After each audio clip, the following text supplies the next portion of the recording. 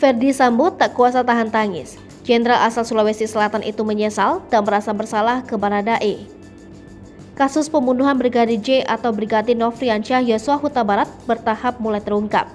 Hal itu setelah mantan Kadif Propam Polri Irjen Ferdy Sambo disebut mengaku kesalahannya.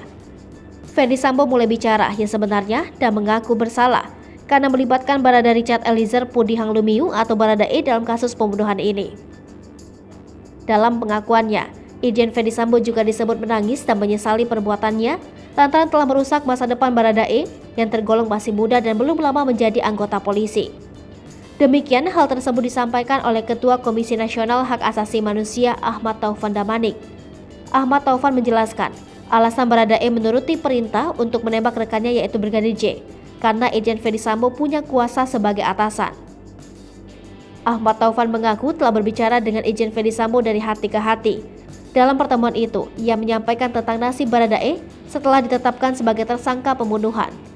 Menurut lulusan FISIP Universitas Sumatera Utara 1987 ini, masa depan Baradae yang semestinya tengah menikmati masa muda dan masa meniti karirnya sebagai polisi hancur karena terlibat tindak pidana pembunuhan. Setelah menyampaikan demikian, Ahmad Taufan menyebut Ferdy Sambo mengakui kesalahannya dan menyesali perbuatannya. Karena itu, ia meminta maaf kepada Baradae. Ahmad Taufan juga kembali mengulangi ucapannya menyalahkan Ferdy Sambo atas rusaknya masa depan Barada Eliezer demi memancing pengakuan Jenderal Bintang 2 itu. Ucapannya, kata Ahmad Taufan, lalu disambut pengakuan oleh Irjen Ferdy Sambo. Saat presenter Kompas TV, Aiman Wicaksono bertanya menegaskan terkait fakta Ferdy Sambo menangis. Komisioner Komnas HAM itu pun menyahut mengiyakan. Seperti diketahui, dalam kasus pembunuhan Brigadir J, penyidik tim khusus Bareskrim Polri telah menetapkan 4 orang tersangka.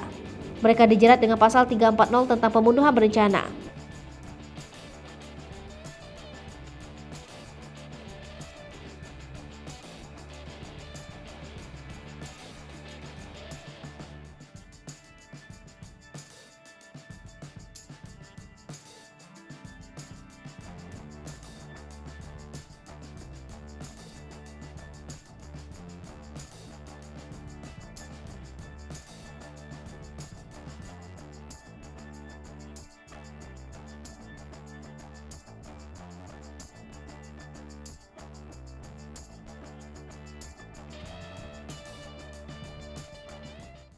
Hai pemirsa Sri Popo TV, jangan lupa komen, like, dan subscribe, serta tonton terus berita-berita